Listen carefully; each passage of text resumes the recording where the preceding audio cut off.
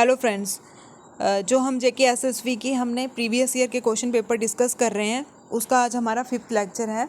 इसका first question है कि which among the following institute has been created as a result of a Bretton Wood agreement. ठीक है, Brayton Wood agreement से कौन सा इंस्टीट्यूट बना था, ठीक है, कौन सा इंस्टीट्यूशन बना था, ये क्वेश्चन में पूछा हुआ है।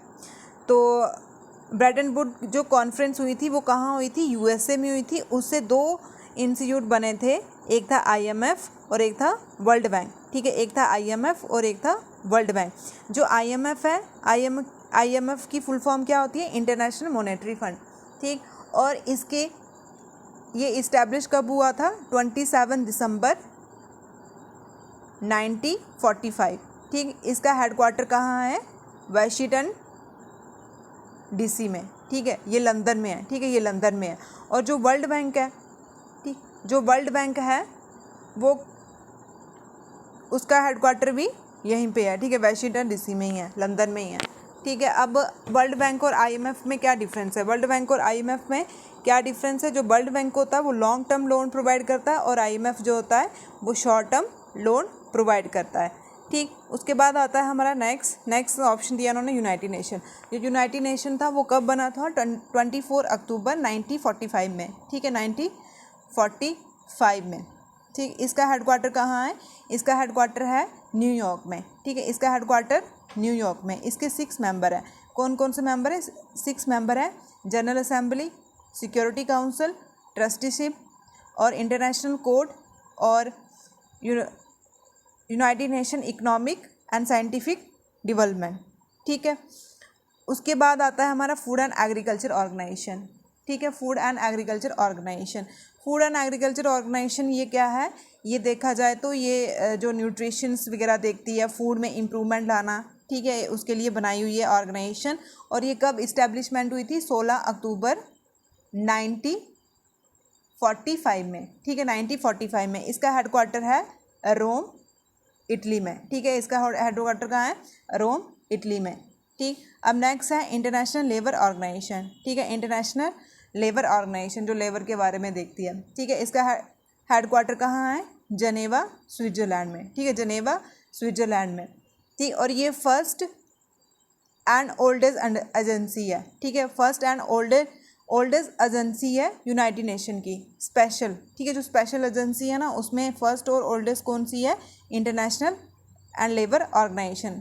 ठीक है, ऐसे पूछ सकते हैं कि यूनाइटेड नेशन की first and oldest special agency कौन सी है, तो इंटरनेशनल लेबर ऑर्गेनाइजेशन। कहाँ है इसका हेडक्वार्टर, जनेवा, स्विट्जरलैंड में। ठीक है, इसका हेडक्वार्टर कहाँ है, जनेवा, स्विट्जरलैंड में। फूड एंड एग्रीकल्चर ऑर्गेनाइजेशन का हेडक्वार्टर कहाँ है, रोम, इटली में। ठीक, और उसके बाद जो इंटरनेशनल मॉनेटरी फंड है इसका हेडक्वार्टर कहाँ है, इंटरनेशनल मॉनेटरी फंड का हेडक्वार्टर कहाँ है, वाशिंगटन डीसी में। और यूनाइटेड नेशन कहाँ है, न्यूयॉर्क में। ठीक है, अब हम नेक्स्ट क्वेश्चन देखते हैं। नेक्स्ट क्वेश्चन पूछा हुआ है, in which year was the dental council of India. ठीक है, जो डेंटल काउंसिल ऑफ इंडिया ये कब इस्टेब्लिश हुई थी, 1949 में। ठीक है, डेंटल काउंसिल ऑफ इंडिया कब इस्टेब्लिश हुई थी, 1949 में। अब नेक्स्ट क्वेश्चन है, in which among the following India state do we find the Barachukki fall. ठीक है, इंडिया में बाराचुकी फॉल कौन सी स्टेट में आता है, ठीक है, कौन सी स्टेट में आता है बाराचुकी फॉल। ठीक है, तो कौन सी आता है, कर्नाटका में। ठीक है, कहाँ आता है, कर्नाटका में। और कौन सी रिवर बनाती है ये, कावेरी। ठीक है, कावेरी। कावेरी कहाँ से निकलती है, कर्नाटका ब्रह्मगिरी से। ठीक है, कर्नाटका ब्रह्मगिरी से निकलती है। और भी है यहाँ पे कुछ फॉल। ठीक है, इस रिवर पे और भी फॉल है, कर्नाटका में और भी फॉल होते हैं, जैसे गगनचुकी और उसके बाद शिवगना। ठीक है, शिवगना फॉल भी आते हैं यहाँ पे। ठीक, और उसके बाद उड़ीसा आपको पता है कि ईस्ट मोस्ट साइड, ये वाली ईस्ट कोस्ट साइड वाली जगह है। ठीक, और इसकी कैपिटल है भुवनेश्वर। ठीक है, इसकी कैपिटल कहाँ है, भुवनेश्वर। और यहाँ पे चिलिका लेक भी फाउंड है। ठीक है, यहाँ पे चिलिका लेक, ठीक है, चिलिका लेक भी मिलती है, कहाँ पे, उड़ीसा में। ठीक है, नेक्स्ट क्वेश्चन है, during during the rain of the Mughal emperor was the सूर सागर अ ट्रीटिस ऑन म्यूजिक रिटर्न। ठीक है, सूर सागर ट्रीटिस ऑन म्यूजिक किसने लिखी हुई है, मतलब ये किसके टाइम पीरियड में, कौन से मुगल एम्पर के टाइम पीरियड में लिखी गई थी? ये अकबर के टाइम पीरियड में लिखी थी। किसने लिखी थी? सूरदास ने। ठीक है, सूरदास ने। जो सूरदास था वो ब्लाइंड पोइट था। ठीक है, ब्लाइंड सेंट था, मतलब अंधा सेंट था। ठीक है, वो कृष्ण भगवान की भक्ति करता था। 15वीं सेंचुरी की ये बात है। सूर सागर का मतलब है, अगर ऐसे ही पूछे कि ओशन ऑफ मेलोडी, ठीक है, ओशन ऑफ मेलोडी, उसको भी हम सूर सागर बोलते हैं। मतलब इसने 1000 सॉन्ग लिखे थे। ठीक है, 1000 सॉन्ग लिखे थे ओशन के जितने। ठीक है, तभी इसको हम सूर सागर बोलते हैं। किसने लिखे थे? सूरदास ने लिखे थे। ठीक है, सूरदास जो था वो अंधा पोइट था, अंधा सैंट था, कृष्ण भगवान की भक्ति करता था। किसके टाइम पीरियड में लिखे थे? अकबर के टाइम पीरियड में लिखे थे। ठीक, अब जो मुगल एम्पायर को इस्टेब्लिश करने वाला कौन है? बाबर। ठीक है, बाबर ने मोस्ट इम्पॉर्टेंट जो फर्स्ट बैटल ऑफ पानीपत है वो लड़ी थी। ठीक है, फर्स्ट बैटल ऑफ पानीपत लड़ी थी किसके साथ? इब्राहिम खान के साथ। ठीक है, जो लोधी डायनेस्टी के साथ बिलोंग करता था। कब लड़ी थी? 1526 में। पानीपत कहाँ है? हरियाणा में। ठीक है, पानीपत कहाँ है?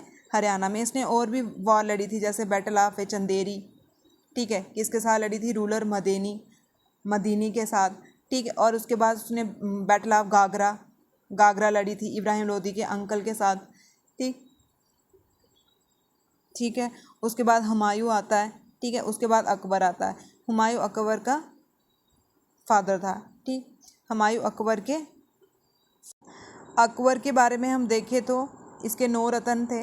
ठीक है, 9 रतन थे, जैसे इसमें अब्दुल फैज़ी आता जिसने अकबरनामा लिखी थी। तानसेन। ठीक है, तानसेन आता है इसमें। ठीक है, जो उनके कोर्ट म्यूजिशियन थे। और इसी के टाइम में सूरदास भी आते हैं। ठीक, और इसके बाद इन्होंने एक इबादत खाना बनाया था फतेहपुर सीकरी में। ठीक है, इन्होंने एक इबादत खाना बनाया था। कहाँ पे? फतेहपुर सीकरी में बनाया था। ठीक है, क्यों बनाया था?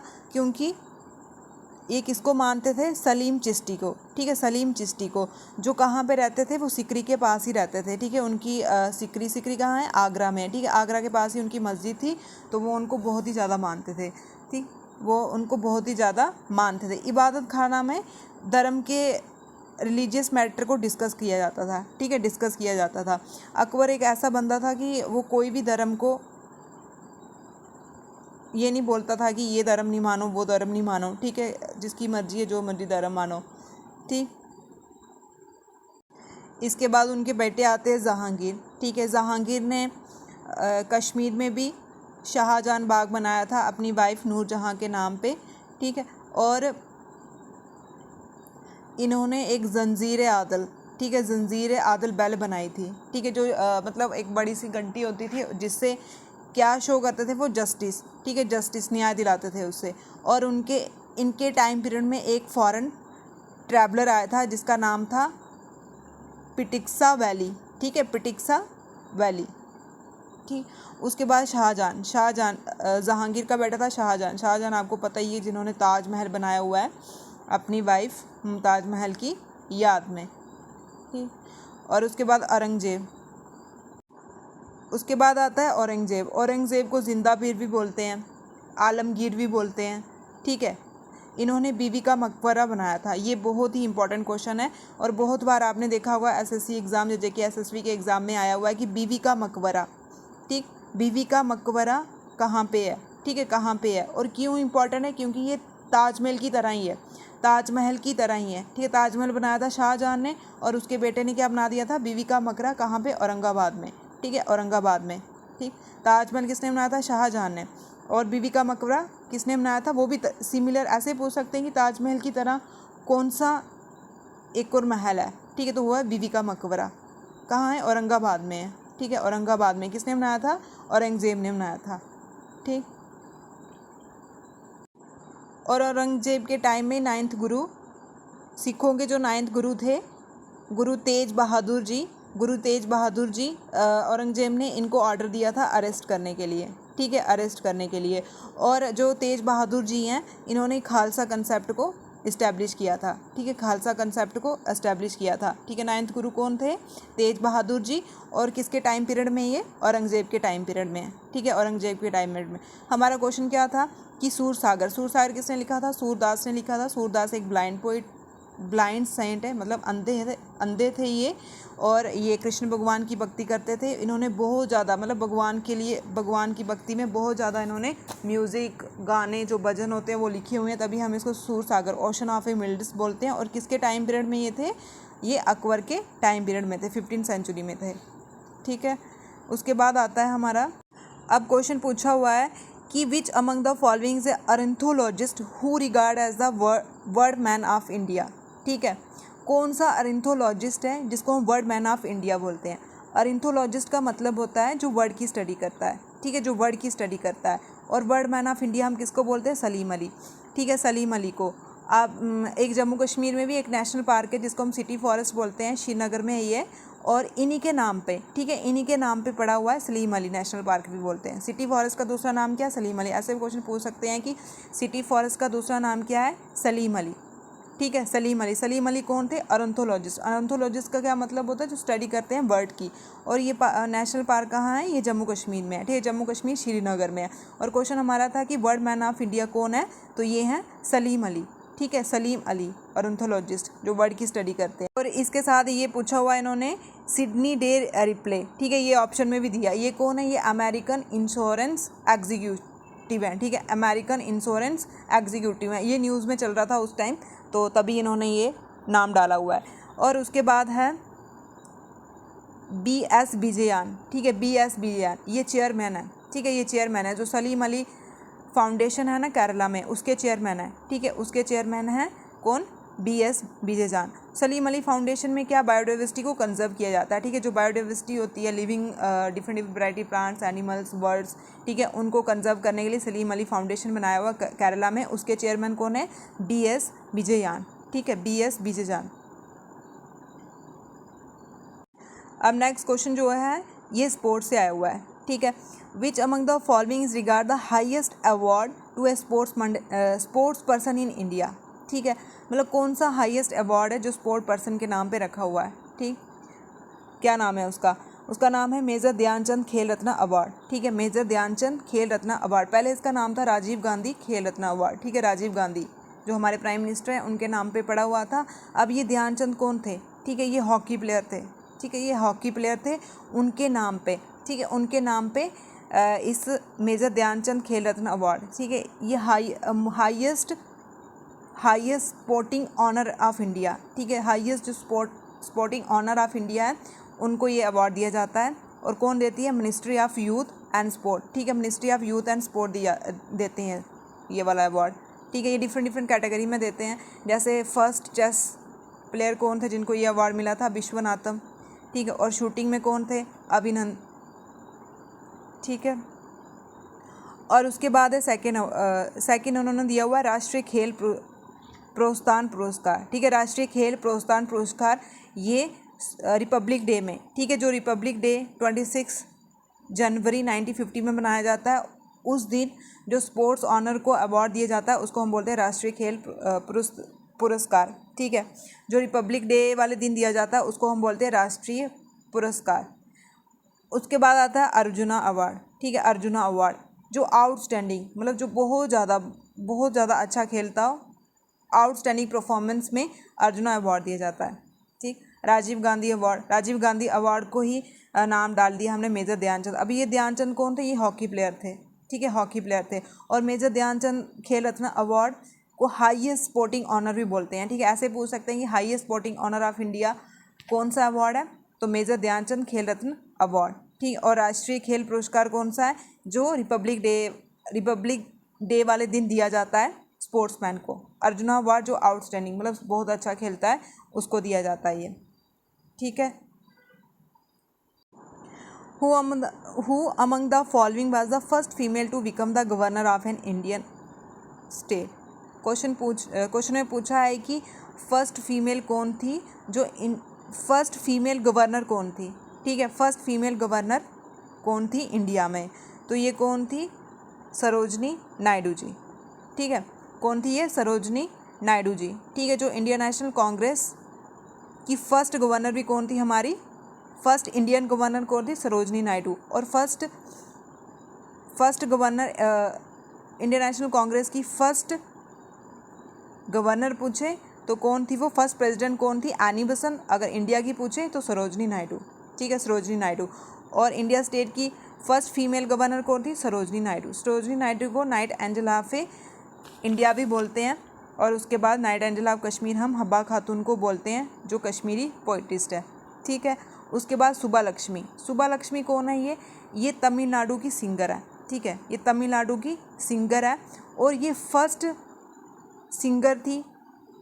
सिंगर थी जिसको भारत रत्न अवार्ड मिला था। ठीक, क्वेश्चन में ऐसे पूछ सकते हैं कि फर्स्ट सिंगर, ठीक है, फर्स्ट सिंगर कौन थी जिसको भारत रत्न अवार्ड मिला था, सुब्बा लक्ष्मी। कहाँ से बिलोंग करती थी, तमिलनाडु से बिलोंग करती थी। भारत रत्न अवार्ड जो फर्स्ट हाईएस्ट सिविलियन अवार्ड है। ठीक है, फर्स्ट हाईएस्ट सिविलियन अवार्ड है। ठीक, उसके बाद पद्मजा नायडू, ये कौन है, ये सरोजनी नायडू की बेटी है और ये फोर्थ गवर्नर थी वेस्ट बंगाल की। ठीक है, फोर्थ गवर्नर थी ये वेस्ट बंगाल की। और अभी कौन है वहाँ की सीएम, ममता बनर्जी। ठीक है, और वेस्ट बंगाल की कैपिटल कहाँ है, कोलकाता में। Who was the last Mughal emperor deposed by the British and exiled to Burma after the spy mutiny 1857। ठीक है, इन्होंने पूछा है कि लास्ट मुगल एम्परर कौन था जिसको अंग्रेज़ों ने निकाल के बर्मा की तरफ भेज दिया था। बर्मा पहले म्यांमार का नाम है। ठीक है, म्यांमार का नाम है। ठीक है, म्यांमार का पुराना नाम क्या है, बर्मा। After spy mutiny 1857। ठीक है, 1857 के रिवॉल्ट के बाद लास्ट मुगल गवर्नर को जिसको बर्मा भेज दिया था वो कौन था। लास्ट मुगल एम्परर आपको पता है कि बहादुर शाह सेकेंड था। ठीक है, जो रिवॉल्ट ऑफ 1857 हुआ था। ठीक है, जो रिवॉल्ट ऑफ 1857 हुआ था उसमें आपको पता ही है कि मेन कारण क्या था कि एक गन थी।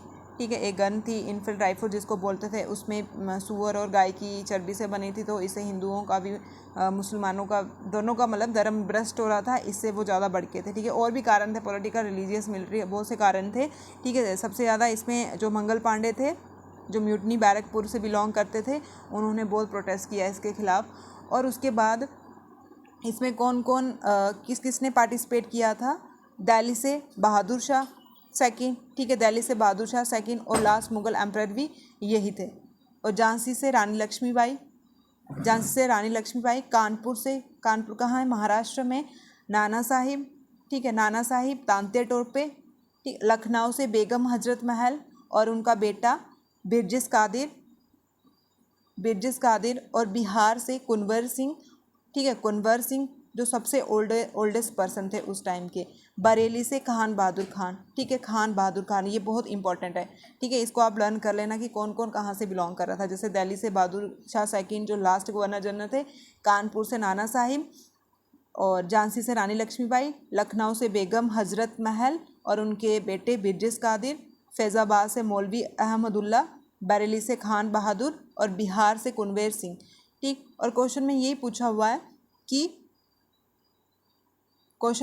हुआ है कि लास्ट मुगल एम्परर कौन था। लास्ट मुगल एम्परर कौन था, बहादुर शाह सेकंड, जिसको आफ्टर 1857 रिवॉल्ट के बाद कहाँ भेज दिया था, बर्मा में भेज दिया था। दिल्ली से निकाल के कहाँ भेज दिया था, बर्मा में भेज दिया था।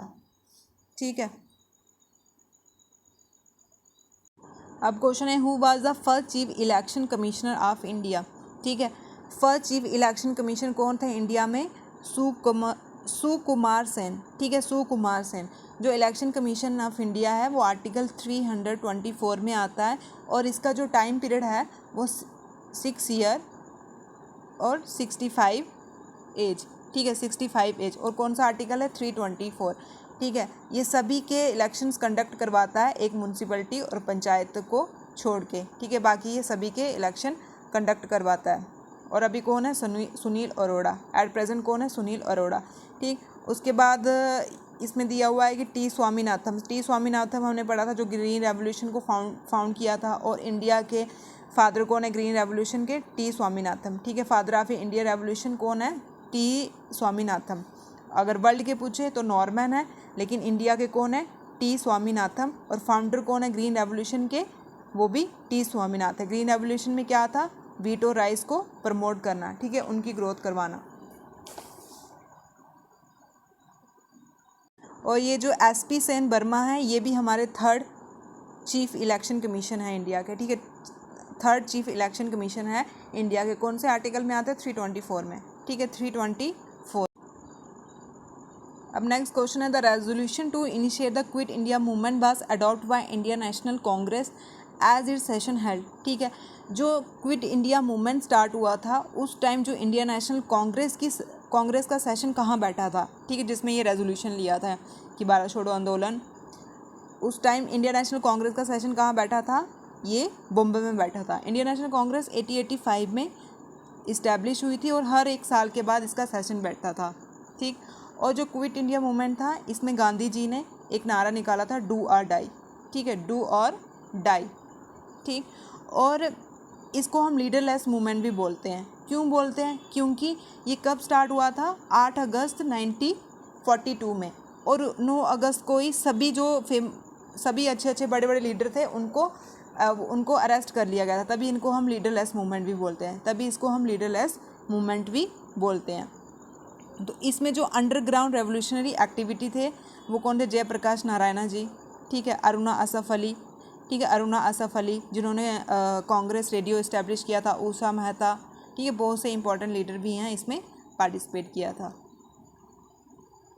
ठीक है। क्विट इंडिया मूवमेंट कब स्टार्ट हुआ था? 8 अगस्त 1942 में, और इसको हम बारदा प्रपोजल भी बोलते हैं और लीडरलेस मूवमेंट भी बोलते हैं, ठीक है। लीडरलेस मूवमेंट क्यों बोलते हैं? क्योंकि 9 अगस्त को सभी लीडरों को अरेस्ट कर लिया गया था, ठीक। फिर उसके बाद डिफरेंट जगह में ये फैला, तो डिफरेंट जगह से लोगों ने इसको लीड किया था, ठीक है। उस टाइम कहाँ बैठा था सेशन? बॉम्बे में बैठा था। अब है, in which year was the passive resistance association formed by the Gandhi ji in South Africa, ठीक है। कब फाउंड किया था पैसिव रेजिस्टेंस? उन्होंने जो एशियन रजिस्ट्रेशन बिल था उसके खिलाफ, ठीक है, उसके खिलाफ पैसिव रेजिस्टेंस एसोसिएशन, शांति से काम करना, ठीक है, शांति से एसोसिएशन बनाई थी। कब बनाई थी? और ये फर्स्ट मूवमेंट भी था उनका साउथ अफ्रीका में। कब किया था? 1906 में। फिर जब गांधी जी 1914 में इंडिया आते हैं तो यहाँ पे भी उन्होंने बहुत से सत्याग्रह किए थे, जैसे चंपारण, खेड़ा मिल स्ट्राइक, ठीक है, अहमदाबाद मिल स्ट्राइक, ठीक है, non cooperation movement, civil disobedience movement, ठीक है, ये क्विट इंडिया मूवमेंट, ये भी इन्होंने ही लीड किया था। और महात्मा गांधी जी को महात्मा किसने बोला था? रविंद्रनाथ टैगोर ने। और बापू किसने बोला था? सुभाष चंद्र बोस जी ने, ठीक है। उसके बाद है, which among the following country has a launch the Hayabusa 2 spacecraft, ठीक है, हायबुसा 2 स्पेस क्राफ्ट, ठीक है। कौन सी कंट्री ने लॉन्च किया था? जापान की स्पेस एजेंसी का नाम क्या है? जाक्सा, ठीक है, जाक्सा। और इन्होंने ये एस्ट्रॉयड को, ठीक है, एस्ट्रॉयड के मटेरियल को रिटर्न करने के लिए लॉन्च किया था। एस्ट्रॉयड कहाँ पे होते हैं? जो हमारा मार्स और जुपिटर के बीच में जो स्पेस होता है उसको हम बोलते हैं एस्ट्रॉयड, वहाँ पे होते हैं एस्ट्रॉयड, ठीक। अब ये क्वेश्चन है आपका, which famous commercial passenger train has renamed Netaji express, ठीक है, नेताजी एक्सप्रेस किसका नाम डाला है? हावड़ा टू कालका मेल, ठीक है, हावड़ा टू कालका मेल, ठीक है, उसका क्या नाम डाला है? नेताजी एक्सप्रेस, ठीक है। नेताजी एक्सप्रेस कौन सी ट्रेन का नाम डाला है? हावड़ा टू कालका मेल, ठीक। जो सुभाष चंद्र बोस जी थे उन्हीं को हम नेताजी बोलते हैं, ठीक है, सुभाष चंद्र बोस जी को ही नेताजी बोलते हैं। इन्होंने इंडियन सिविल सर्विस का एग्ज़ाम क्वालिफाई किया था, ठीक, और उसके बाद इन्होंने इंडिपेंडेंस फॉर लीग इस्टेब्लिश की थी। और इन्होंने जो इंडियन नेशनल कांग्रेस के सेशन बैठते थे उसके प्रेसिडेंट बने थे। एक तो हरिपुरा में बने थे 1938 में, एक त्रिपुरी सेशन में, ठीक।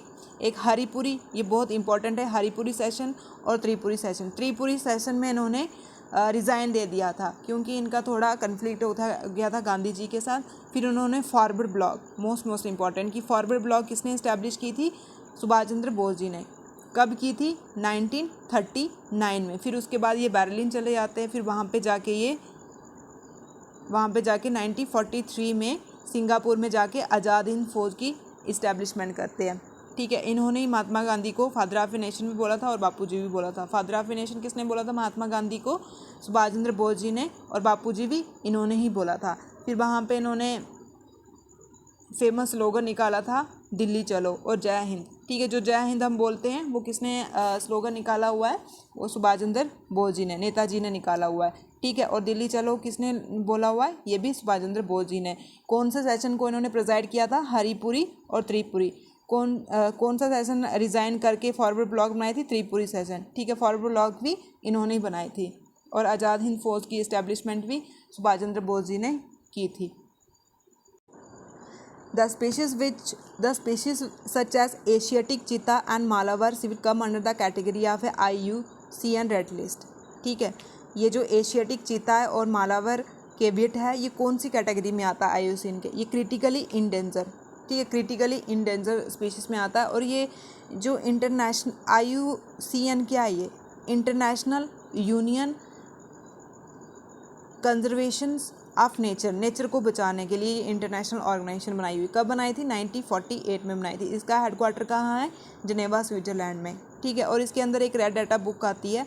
रेड डाटा बुक में किसकी डिटेल है, इंडेंजर स्पीशीज़ की। ठीक है, रेड डाटा बुक में किसकी डिटेल है, इंडेंजर स्पीशीज़ की। ठीक है, उसके बाद क्वेश्चन है कि who among the following was the first to win Nobel prize for literature में फर्स्ट किसने नोबेल प्राइज़ जीता था, ये जीता था सुली प्रुदोमी। ठीक है, प्रुदोम। इसी पे पहले भी क्वेश्चन आया था और फिर से क्वेश्चन आया हुआ है कि the birthday of which famous sports person is celebrate national sport day in India. ठीक है, किसके बर्थडे पे नेशनल स्पोर्ट डे बनाया जाता है, ध्यानचंद। ठीक है, ध्यानचंद। कब होता है नेशनल स्पोर्ट डे, 29 अगस्त को। ठीक है, 29 अगस्त को होता है, ये 29 अगस्त को होता है। ठीक है, कौन थे ये ध्यानचंद, हॉकी प्लेयर थे। ठीक है, हॉकी प्लेयर थे। इनको द विज़ार्ड भी बोलते हैं और द मैजिक भी बोलते हैं। द विज़ार्ड और मैजिक ऐसे पूछ सकते हैं। द विज़ार्ड, द मैजिक इसको बोलते हैं, ध्यानचंद को बोलते हैं। इन्हीं के नाम पे अब जो हाईएस्ट स्पोर्ट अवार्ड है, ध्यानचंद खेल रत्न अवार्ड, इन्हीं के नाम पे पड़ा हुआ है। ठीक है, इन्हीं को ऑनर देने के लिए पड़ा हुआ है। पहले हम इसको राजीव गांधी अवार्ड बोलते थे, राजीव गांधी खेल रत्न अवार्ड बोलते थे। ठीक है, और कब होता है नेशनल स्पोर्ट्स डे, 29 अगस्त को। ठीक है, 29 अगस्त को। पंचायत अदालत comprise of dash member who shall be nominated by authority. ठीक है, जो पंचायत अदालत है उसमें कितने मेंबर को नॉमिनेट किया जाता है, 5 मेंबर को। ठीक, ये कौन से पंचायती राज एक्ट में आता है, इसमें हल्का पंचायत, ग्राम सभा, ब्लॉक और डिस्ट्रिक्ट। ठीक है, ये आते हैं। ठीक है, ये आते हैं। और उसमें एक पंचायत अदालत आती है और उसमें कितने मेंबर को नॉमिनेट किया जाता है, 5 मेंबर को नॉमिनेट किया जाता है। When was Gulmarg declare a wild life sanctuary by department of wild life protection. ठीक है, कब गुलमार्ग को वाइल्ड लाइफ सेंचुरी डिक्लेयर किया गया था, 1987 में। ठीक है, 1987 में। गुलमार्ग को हम मीडो ऑफ फ्लावरी बोलते हैं। ठीक है, मीडो ऑफ फ्लावरी बोलते हैं। कहाँ पे है ये, बारामूला डिस्ट्रिक्ट में। ठीक है, बारामूला डिस्ट्रिक्ट में है ये। Jammu Kashmir state has been declare agri export zone for. ठीक है, जम्मू कश्मीर स्टेट ने कौन से प्रोडक्ट को एग्री एक्सपोर्ट, मतलब कि जिसका ज़्यादा एक्सपोर्ट हो उसको ये दिया जाता है, ये एग्री एक्सपोर्ट। ये दिया है एप्पल और वॉलनट को। ठीक है, जो एप्पल हैं ये ज़्यादातर जम्मू कश्मीर में कहाँ होते हैं, कुलगाम, पुलवामा, शोपियां में। सबसे ज़्यादा होते हैं शोपियां और कुलगाम में। ठीक, और इसके लिए कौन सी मिट्टी चाहिए होती है, लोमी सॉइल। ठीक है, लोमी सॉइल जिसमें रेत और पानी हो। और जो वॉलनट है ये कब, ये क्वेश्चन पूछा हुआ था कि इसको हार्वेस्ट कब करते हैं, ये मिड ऑफ सितंबर टू नवंबर। और इसके लिए भी लोमी सॉइल चाहिए होती है। ठीक है, इसके लिए भी लोमी सॉइल। और उसके बाद आता है हमारा जैसे सैफ़रॉन। सैफ़रॉन तो बहुत इंपॉर्टेंट है, इसको GI टैग भी मिला है 2020 में। ये भी पुलवामा पैम्पो रीजन में होता है। ठीक है, और रैप सीड में क्या आता है, mustard, oil seed, cotton seed. ठीक, क्वेश्चन है कि which among the following lake is name jewel in the crown of a Kashmir और श्रीनगर ज्वेल। मतलब कि jewel in the crown of a Kashmir और श्रीनगर ज्वेल किसको बोलते हैं, डल लेक। ये हमने पहले भी डिस्कस किया हुआ है कि जितने भी बाग है वहाँ पे शालीमार बाग, चश्मा शाही, निशांत बाग, वो कौन से डल लेक के किनारे में ही है। ठीक है, और शिकारा वगैरह भी डल लेक में ही चलती है। ठीक है, तो jewel in the crown of Srinagar हम किसको बोलते हैं, कश्मीर किसको बोलते हैं, डल लेक को बोलते हैं। ठीक है, और उसके बाद इसमें जैसे एक लेक आ रही है गाड़ीसर। ठीक है। गाड़ीसर ये कहाँ है, राजस्थान में है। जो जैसलमेर है, जैसलम, वो भी कहाँ है, वो इसी लेक के ऊपर है। और जो पुष्कर लेक है ये भी कहाँ है, राजस्थान में है, ठीक है। पुष्कर लेक भी कहाँ है, राजस्थान में। आपने सुना होगा कि ब्रह्मा भगवान का एक ही मंदिर है, कहाँ है वो, पुष्कर में है, ठीक है, पुष्कर में है। और लोग वहाँ पे जाके नहाते भी हैं, मतलब इसको रिलीजियस पॉइंट से भी बहुत इंपॉर्टेंट है। और पिचोला लेक जो है वो भी कहाँ है, राजस्थान में है, ठीक है, ये भी कहाँ है, राजस्थान में है।